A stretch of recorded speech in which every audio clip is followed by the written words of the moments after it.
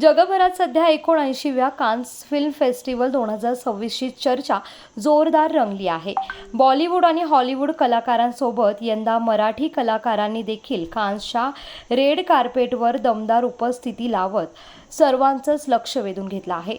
विशेष म्हणजे मराठी मनोरंजन विश्वातील लाडकी जोडी ज्येष्ठ अभिनेते अशोक सराफ आणि ज्येष्ठ अभिनेत्री निवेदिता सराफ यांनी कान्स फिल्म फेस्टिवलमध्ये हटके अंदाजात एंट्री करत मराठी संस्कृतीचा झेंडा जागतिक स्तरावर फडकवलाय. कान्सच्या रेड कार्पेटवर अशोक मामा आणि निवेदिता सराफ यांची एंट्री होताच उपस्थितांच्या नजरा त्यांच्यावर खिळल्या.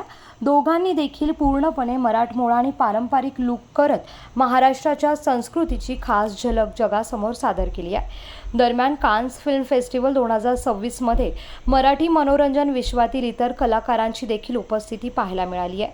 अभिनेत्री प्राजक्ता माळी आणि social media influencer Ankita Walawalkar यांनी देखील कान्समध्ये हजेरी लावत मराठी इंडस्ट्रीचा गौरव वाढवलाय.